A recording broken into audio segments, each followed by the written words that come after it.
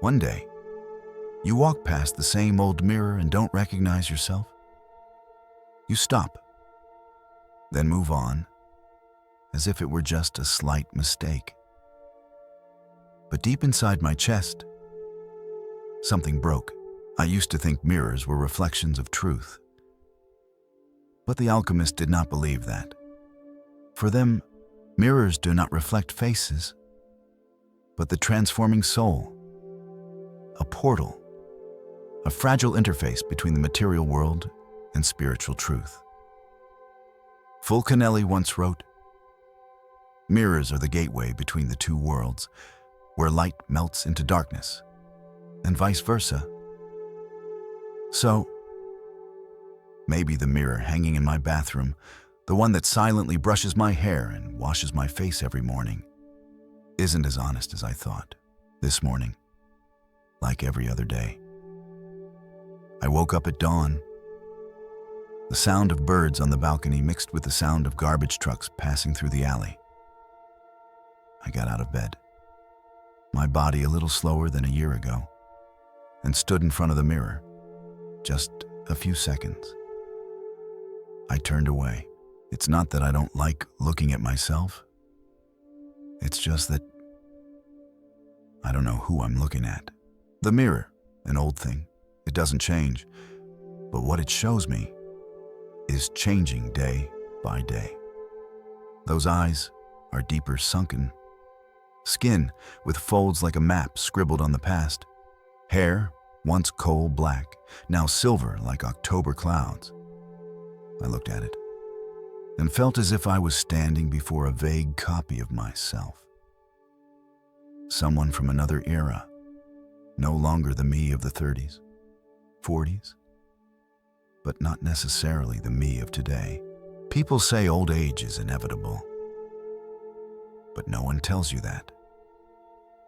The self you know, you believe, you love, will gradually melt away like mist in the morning sun. It was the Nigredo moment, the first stage in the alchemical journey. The black stage, not the blackness of death, but the darkness necessary for all things old to decay. Before they can be reborn, I was a mother, a wife, a philosophy professor, a person who wrote a few lines of poetry in a diary. I was the friend who was always present at every birthday party, the person whose face was always called in the group photo. Now then, who am I? That question, echoed by the image of the person in the mirror, had no immediate answer. Fulcanelli writes in Hidden Churches, "He who dares not look into the black mirror of Nigredo will never touch the red light of Rubedo." That sentence has haunted me since I was young, and now, at 64, I truly understand it. Nigredo is when you no longer see the image you want. You only see what is falling apart. I lost my agility, my attractiveness in the eyes of others, my certainty about my role in other people's lives. But in that loss, I am learning to see something else, something that was not there when I was young. Soul? No. I'm not talking about souls like in ghost stories. I am talking about the essence. That which remains when all the outer layers fall away. Like when an alchemist melts metal to separate out the impurities and keep only the pure part, the mirror in my house. It may no longer reflect who I used to be, but it has begun to reflect what I am becoming. It doesn't speak. It doesn't comfort. It doesn't advise, just quietly. Like a surface of nothingness where I face the hardest thing admitting that I am changing. The background music lifts slightly, like a mist drifting through the air. You know, the silence of the mirror is also a form of compassion. It doesn't force you to answer. It just asks questions with your own eyes. And wait until you have the courage to look deep inside, not to find beauty again, but to see for the first time the essence. I have turned away too many times. But tomorrow morning, I will stand a little longer, not to stare, but to greet the person I am becoming. Once upon a time, I thought the mirror was a harmless thing, just a piece of glass, reflecting an image, just as it is. But then, I began to understand something that Fulcanelli was saying in an ancient language, a philosophy burning beneath the symbols and images. The mirror is not a glass. It is a door. The mirror is not a glass. It is a door. A door, not leading to the outside world, but opening to a place even deeper than the inner world. In classical alchemy, the mirror was called the speculum animae, the mirror of the soul. Not for applying makeup, not for checking hair, but for seeing what is hidden behind the physical form. Fulcanelli, the last great alchemist of the 20th century, wrote in The Hidden Places of Great Art, when our image no longer matches our inner feeling, transformation begins. I first read that line when I was young, but only mentally. Now, when old age forces me to face myself every morning, I read it with a broken heart. Have you ever seen an old mirror? Not the shiny mirror in a modern bathroom, but an antique mirror. The glass is opaque, the edges are flaking silver, and when you look into it, you seem to see through a mist. Such a mirror is a real mirror, because it does not show you the image of the skin, but forces you to look at the unclear area inside. Old people, we, when standing in front of the mirror, we don't just see changes in our bodies. We feel a gap, a distance, between the image and the memory, between the look and the feeling in the heart. And it is at that warp that the alchemy begins to happen. Nigredo, the black stage, is not just a dissolution. It is the crucible of initiation, the place where the old image is peeled away, the place where you, if you dare to stay, will begin to see the self that has never been revealed. I remember one day, while staring into the old mirror in my late mother's room, I suddenly burst into tears. Not because I feel ugly, not because I regret my youth, but because I realized the person in the mirror had been waiting for me for a long time. A woman with no makeup, no forced smile, no need to pretend to be someone else. Just be present and look at me with deep, quiet eyes, like a lake after the rain.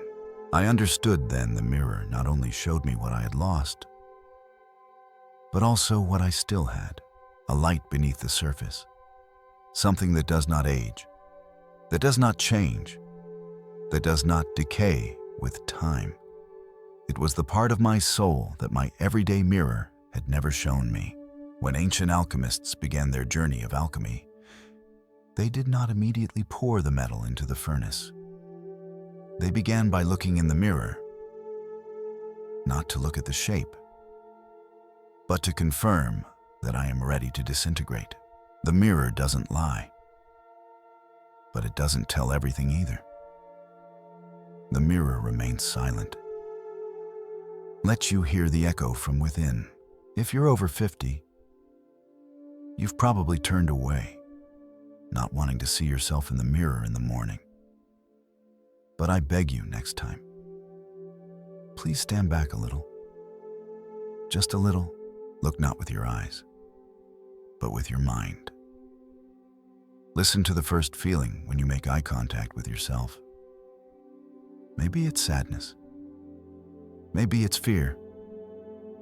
Maybe it's a deep sense of loss, as if you're standing in front of a long-dead loved one who has suddenly returned and is looking at you with the same eyes you once had.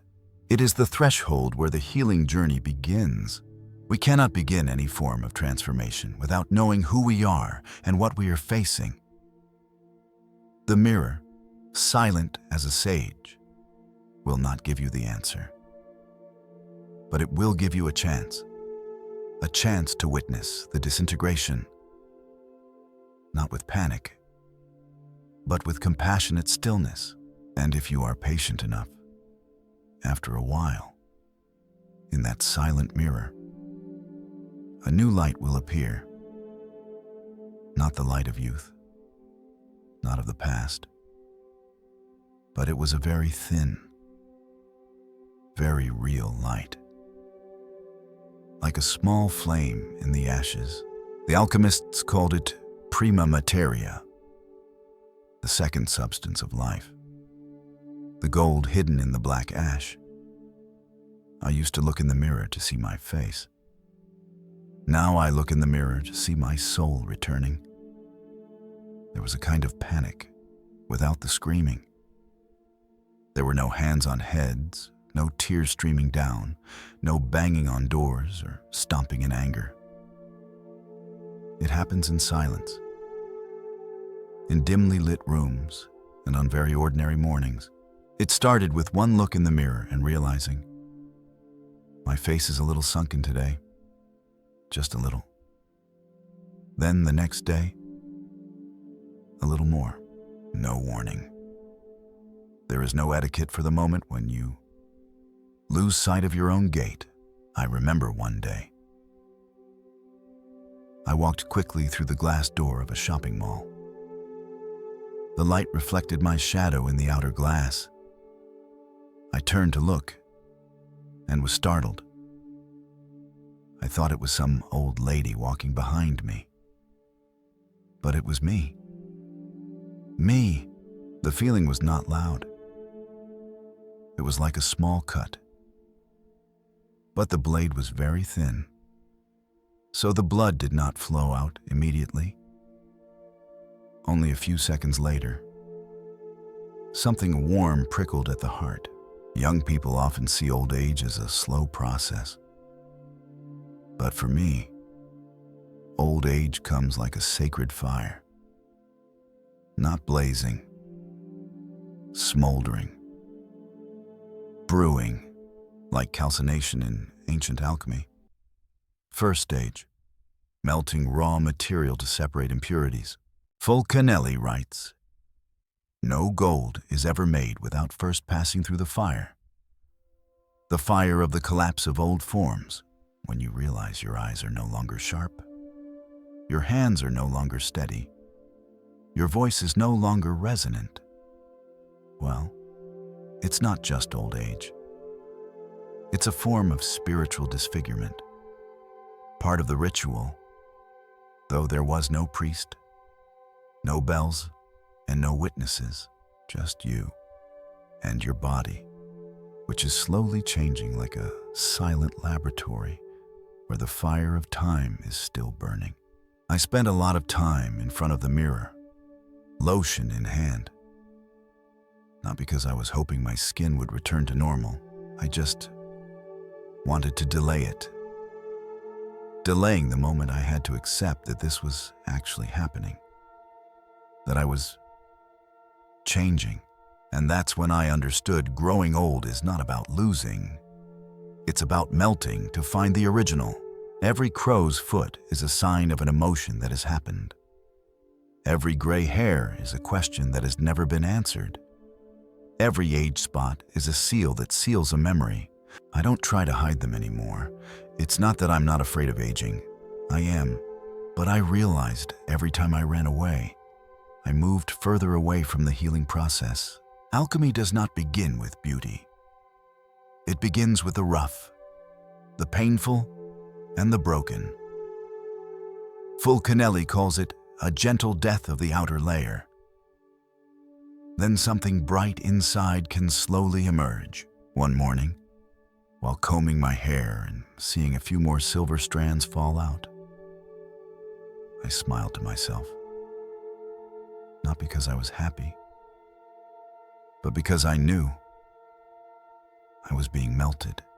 This body, once the home of youth, is now the crucible of the soul. When you accept that the old must go, you make room for something more real to emerge. Not prettier eyes, not smoother skin, but it is a light that is kind, slow, and not afraid to disappear, like ashes after a fire, no longer glowing, but smoldering enough to warm a trembling soul. I used to hate seeing gray hair, and I used to avoid taking close-up photos. But now I understand. Each gray hair is proof I have lived. I have loved. I am transforming.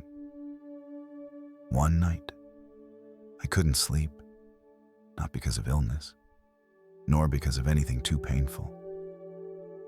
It's just something's going on inside me. I don't want to turn away from the mirror anymore. I don't want to avoid the lights. I don't want to hide my gray hair with dye. I don't feel the need to pretend I'm okay anymore. I just want to stay. Stay with the very real feeling that I am no longer the person I once knew. I have lived more than 60 years. I have loved, had children, written, taught, lost, waited, and now I began to understand what the alchemists called Nigredo. Fulcanelli describes it as a stage of closing the kiln, where all light is withdrawn from the object, so that the original shadow is revealed. During that dark night, the alchemist was allowed to do nothing but observe. No interference, no coercion, no rush to find a way out. I used to be afraid of silence, the emptiness after a meal alone, the echoes of a house without the voices of children, the sound of a cup hitting the sink, a small but sharp sound, a reminder of loneliness. But that night, I sat down. No lights, no TV, no phone calls, nothing. I just sat quietly and stayed with myself. Nigredo. People fear it. And yes, it is scary. It is where you find yourself, nameless, role-less, without even the memory to justify who you are. You are no longer the devoted mother, no longer the woman who was once sought after, no longer the professional. You are just a black speck in space, formless, meaningless. But in alchemy, it is not death. That's the starting point. Alchemy does not redraw the old. It dissolves the old. Not because I hate it, but because I love it so much that I have to let it become the most real thing. Fulcanelli has a very powerful image. The alchemist's furnace does not burn with fire, but with the courage of the one who dares to remain in the void. I understood. The darkness didn't kill me. Running from the darkness killed me. The more you hold on to the pieces of yourself, every role, every memory, every word someone once called you, the more you burn, because those pieces no longer hold a shape. But when you let go, let everything fall apart. Drift away, not trying to hold on to anything, not knowing what tomorrow will bring.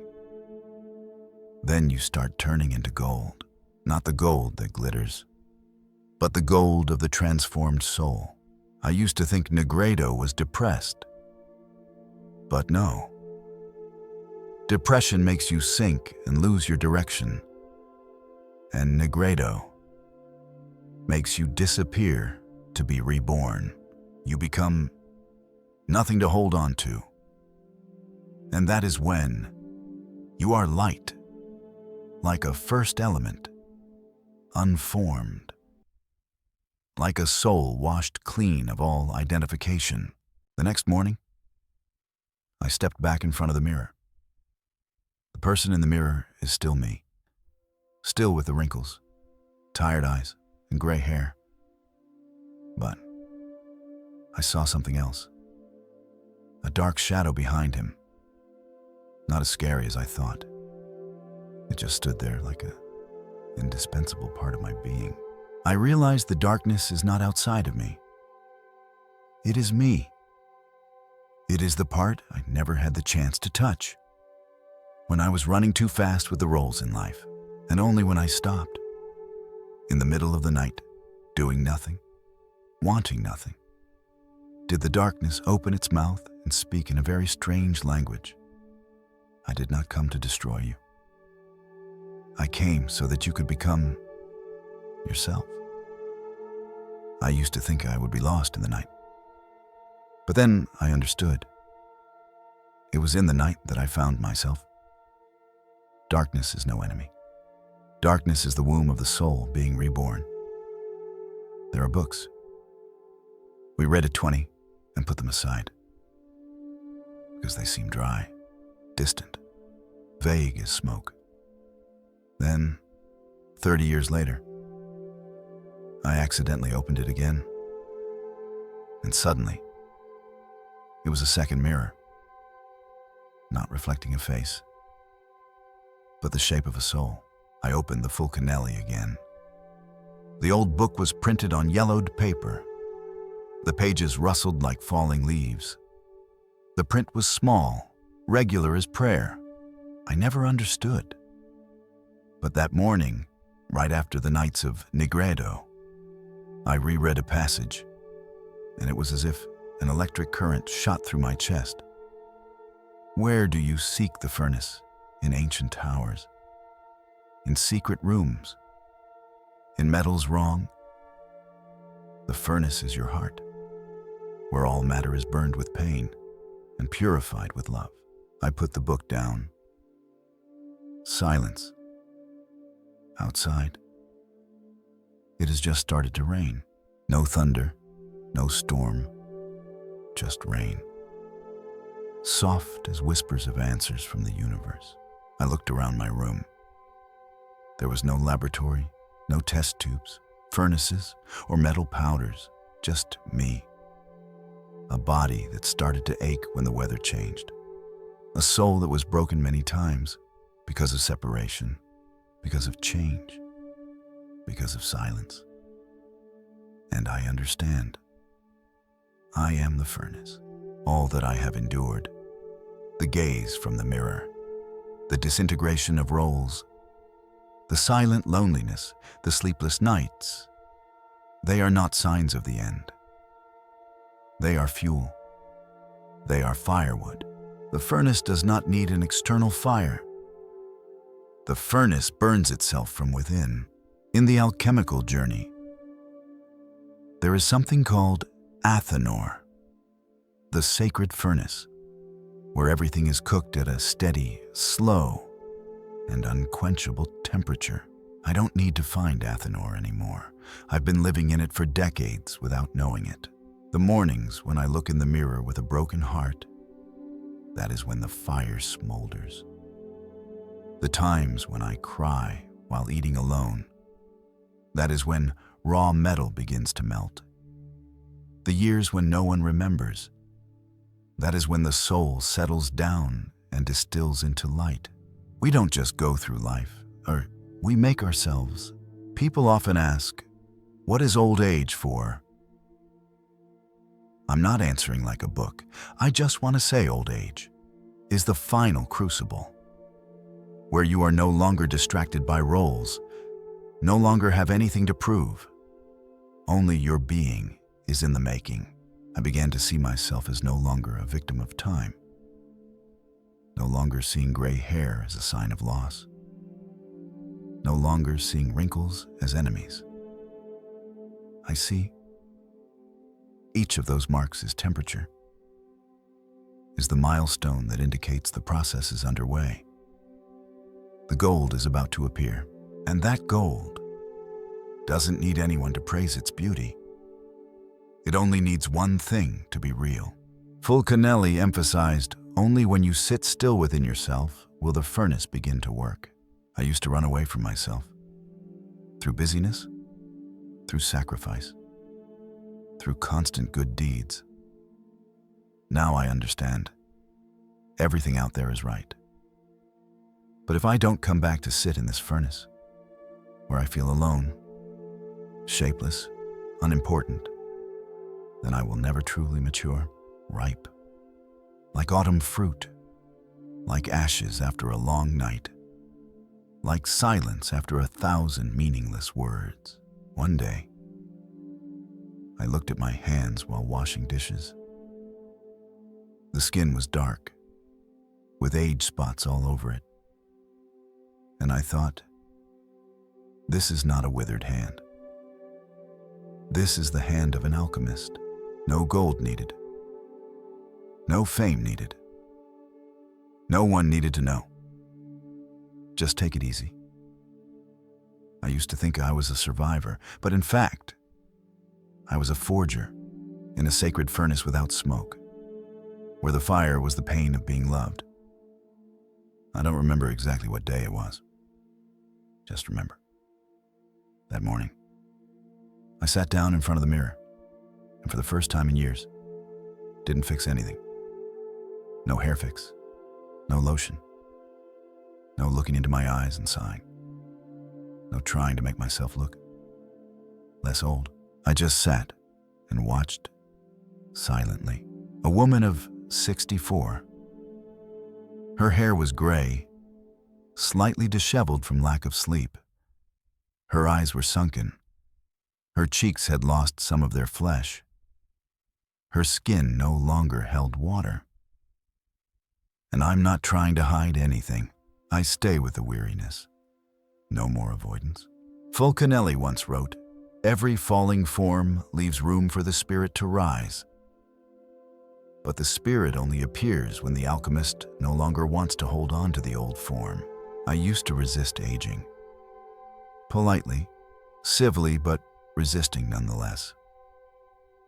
I kept busy so I wouldn't feel empty. I dressed up enough to feel I still had something. I avoided bright lights, refused to take close-up photos, and avoided looking in the mirror when I was feeling fragile. I thought it was the way to keep myself whole. But then I realized it was the way to keep myself from healing. Healing is not about making things go back to the way they were.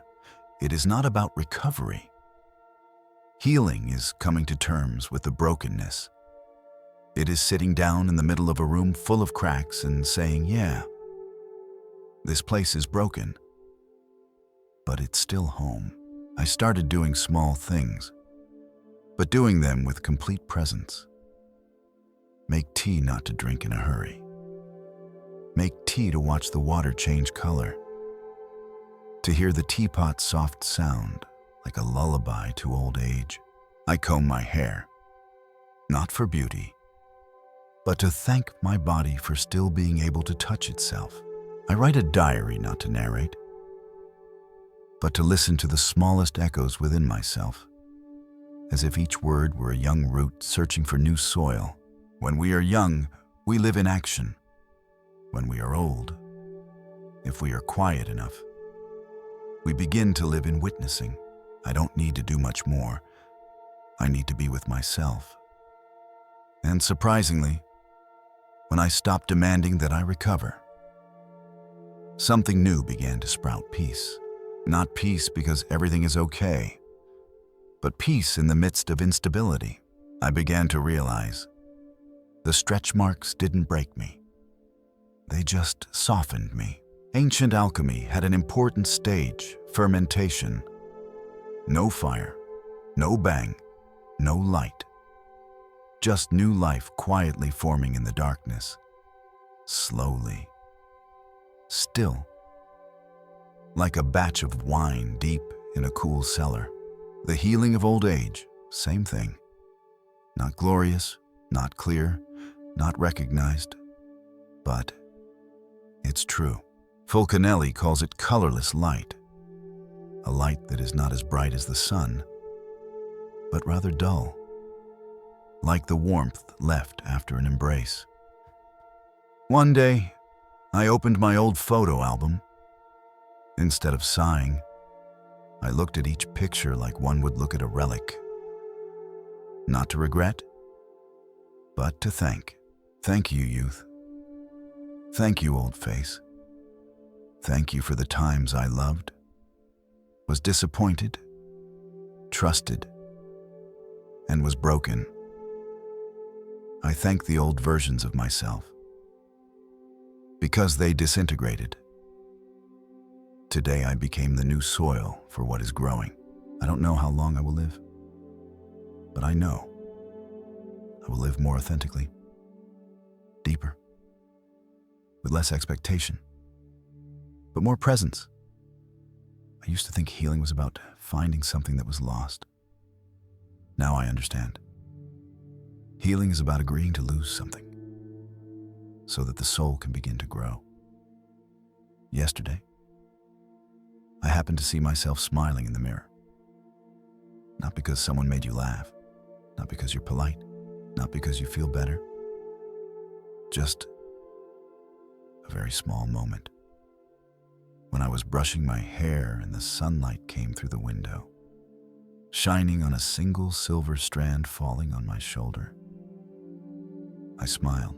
No, because I see myself as more beautiful, but because I stopped seeing myself as ugly. Beauty, I have long thought that it is something that is lost somewhere, on the way from 40 to 60 years old. I used to regret it like a poem I hadn't written yet. I used to think, I've lost it forever. But yesterday, I met it again, not through mirrors, not through shapes, but through a tiny light that vibrates from within. Fulcanelli once said, "True beauty lies not in the form, but in the light that passes through the form, like moonlight through clouds, which cannot be held, but can be felt." I felt it for the first time, in the very things that used to make me sigh.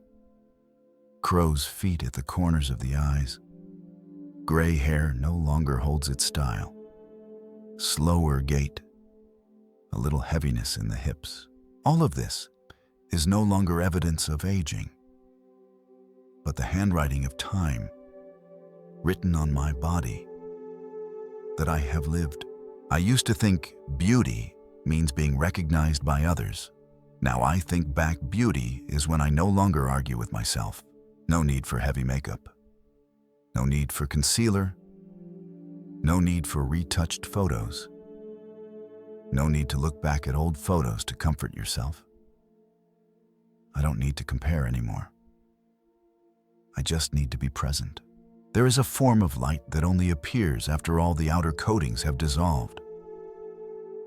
The alchemists called it lux interna, inner light. It is not bright like the sun. It is not blazing like a lamp. It is smoldering like a fire burning in the ashes. Only visible when we are still enough. And I realized the greatest beauty of old age is not needing to be beautiful anymore. Not to give up beauty, but to liberate beauty from measurement. Remember the last time you stood in front of a mirror without judging yourself. Don't think looks good. Don't think looks bad. Don't think anything. Just stand and look and accept. That moment is when the soul begins to shine. I remember one time sitting in the middle of a quiet afternoon, looking at my hand resting on my thigh. The skin was freckled. The veins were clearly visible, and I found that hand beautiful in a gentle way.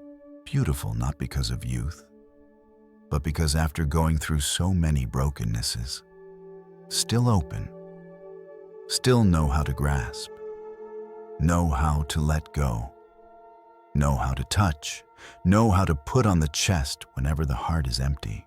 We don't need to look younger. We need to learn to see more beauty in ourselves, even though our age is gone. Rubedo, the final stage of alchemy, does not come like fireworks.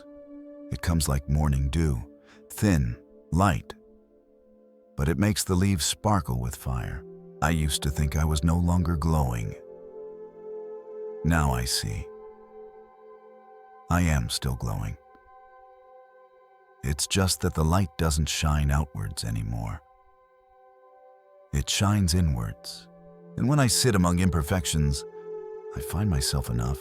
Fulcanelli concludes in the final chapter of his book, "Gold is not the light that shines brightly, but the light that has learned to be silent." Now, I don't need to be the most beautiful person in the crowd. I just need to be the one who knows how to stay with myself in the light that no one can steal, the light that has passed away and chooses to stay. I used to think that beauty only lived in memory, but then I saw that it was still there, not in the mirror, but in the eyes that knew how to forgive themselves. This morning, like every morning lately, I stood in front of the mirror, but unlike previous years, I don't look at myself to check. I met myself. I don't look for new wrinkles. I don't consider changing my hairstyle. I don't wonder if the lighting is too harsh, or if this angle of my face is still pretty. I just stand, quiet, and call my name, very softly. Hello, my. No one taught me how to do it. There is no book that records the ritual. But one day, after years of avoiding, I realized the mirror is not a place to check yourself. It is a place to meet your true self. Fulcanelli once said, "The alchemist only begins to succeed when he stops turning matter into gold and begins to converse with himself through the image that appears in the mirror." The mirror, once the door to disappointment, now becomes the door to forgiveness. I placed a small chair in front of the mirror, not for cosmetic sitting, but for presence, a new habit, a small ritual, a compassionate arrangement. Every morning, after washing my face, I sit down. I looked at the person in the mirror. Not too long, not too closely, just enough to see my eyes listening. I often whisper, "Thank you for coming back this morning. We're still here. Whatever happened yesterday, today we get to start again." At first, it felt weird, sitting there talking to myself, calling myself names like a child. But after a few days, I found myself softening. No more impatience, no more grumpiness about how slow my body is. No more scrutinizing every wrinkle as if it were my fault. I don't say much, just look. And let silence do its work, reconnect the long broken thread between image and soul. The mirror doesn't change, but I do. I began to understand meeting myself again is not about seeing. It is about feeling the presence in the eyes of the other person. It is no longer an old face, no longer a degraded version, but a witness. The one who has accompanied me through all the seasons of scorching sun, wind, and rain. Someone who deserves my kind eyes. Fulcanelli writes of the speculum animi, the mirror of the soul, that ancient alchemists used it to see if their souls were still intact. I don't know if I'm still whole, but I do know that every time I sit in front of the mirror without judgment, my soul heals a little more. A crack eased. A sigh disappeared. An inner voice stopped blaming. And the strange thing was, people around me started to notice too. Not because I became more beautiful, but because I softened. The light in my eyes became softer. I learned that we don't need to make peace with mirrors. We just need to talk. even if it's just a few seconds every morning, even if it's just a glance, even if it's just a very short sentence. Hello, my true self. Then alchemy begins. Not with fire, not with chemicals, but with kindness. Be kind to yourself. One day, I walked into the bathroom. The light was broken. It was not even morning yet. I was still standing in front of the mirror, and in that dim light, I couldn't see my face clearly. But I still feel I am being met. No light needed. No clear image needed. Just believe that the person in the mirror is waiting. I used to avoid my own gaze. Now, I wait for it every morning like one waits to see an old friend. One person forgave, stayed, and still loves. The mirror used to be a place where I was afraid to look into my eyes. Now it is where I have learned to greet myself every morning. Not to fix, not to check. Just to say, I am here, and I am still turning to gold.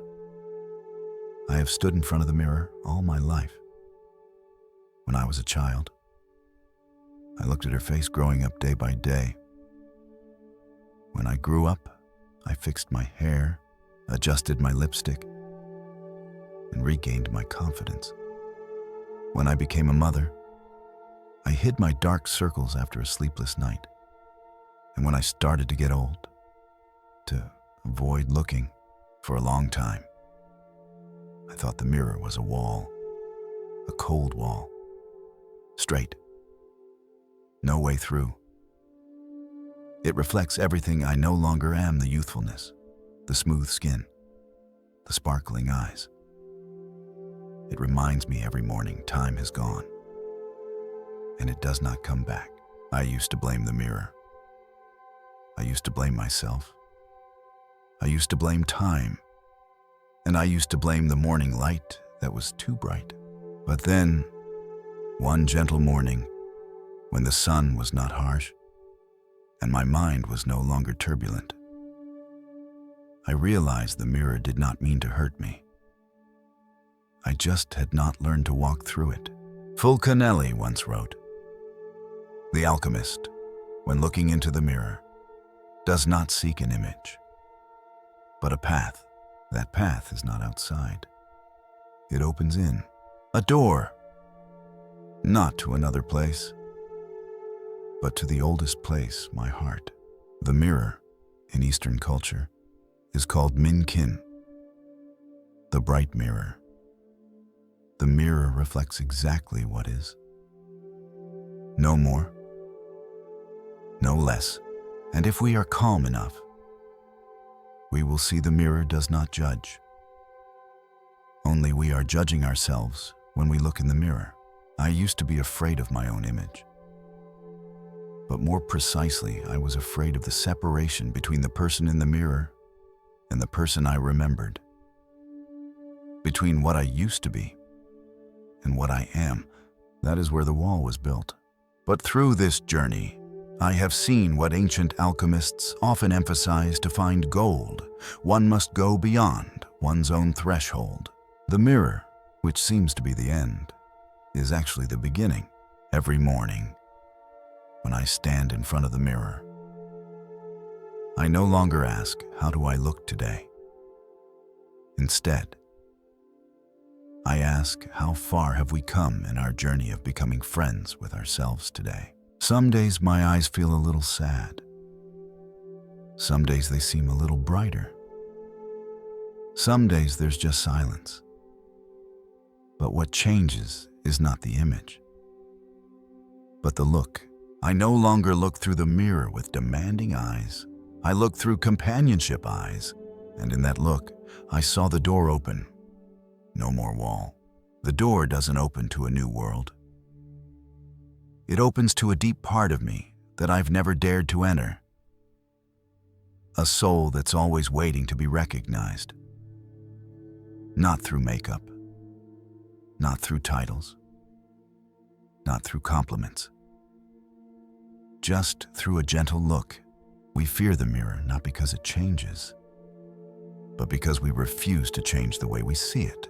I chose to walk through, not with my feet, but with my heart, by forgiving myself for being so long unable to look into experienced eyes. And that morning, I knew the mirror is the door, and I still have the key in my hand. Fulcanelli once said, "Not everyone who looks in the mirror sees themselves. Only those who stop and call themselves by their name with kindness will see the door swing open." I called my name. I stopped. I stopped wishing for the old image back. And just then, the door opened. No bright lights, no loud music, just a very slight warmth in my chest. Not a single tear fell, but it moistened my eyes. I see myself, not like before, but like now. And the strange thing is, that is enough. I used to think the mirror only reflected, but now I know it opens quietly when we have the courage to look, not to judge, but to welcome. The mirror is the door, and I have learned to walk through it. I still remember a late afternoon. The sky was calm. The light from the porch fell on the roof tiles like slow-flowing honey. And I suddenly wondered, is this one of the last lights of my life? Not a sad question. Not a bitter taste in the chest. Just a question. Quiet. Very quiet. For the first time in my life, I don't see death as a cloaked enemy. I see it as an opening beyond the light, a silent window, a space that needs no name. Fulcanelli once wrote, "Rubedo is not the color of fire, but the last red light, where the light stops to wait for the soul to move on alone." I used to be afraid of death, like we all are, afraid of the end, afraid of no one remembering me, afraid of being forgotten, afraid of fading into nothingness. But now, having learned to stay with myself, having gone through the fear of mirrors, through the panic about my body, through the desolation and silence, I understand death is not the end. It is the beginning. It's not a curtain closing. It's a different kind of light. Rubedo, in Alchemy, is the red of dawn, not of dusk, not of blood, not of tears, but of the first light after Nigredo. And now, every time I sit alone at the end of the day, I often close my eyes and ask a gentle question. If this were the last time I could sit here, would I be willing? Almost every time, I see something strange. There was no panic. There was nothing left to lose. There was just a feeling. Enough was enough. I loved. I forgave. I let go. I looked at myself. No more blaming. I sat in front of the mirror and called myself by name with all the tenderness I had. And now, I don't care what the other side is. I don't care if there's heaven or hell or reincarnation. I just know I've lived a full life, and honestly enough to have no regrets.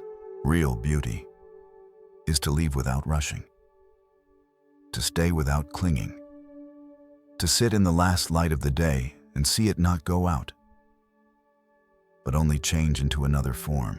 Fulcanelli once called the final stage coagula luminosa, the union of light and matter, when the soul no longer needs to separate itself, no need to purify, no need to analyze, just merge. I thought, Maybe there is nothing on the other side. Maybe there is everything. But the important thing is, I don't have to know anymore. I just need to step. And as the last light of day touched my skin, I felt lighter. Not because I was about to die, but because I had nothing left to carry.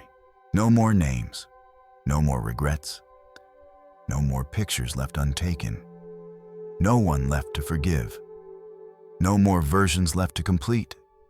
Just a simple being, still, and red like the light of Rubedo. I have come all the way, not to become someone, but to return, come back to me. I used to think the last light of the day was a sign of the end. Now I know. It is a sign that I am full enough to leave gently, and if there is a place on the other side, I will go, with the light of Rubedo in my heart.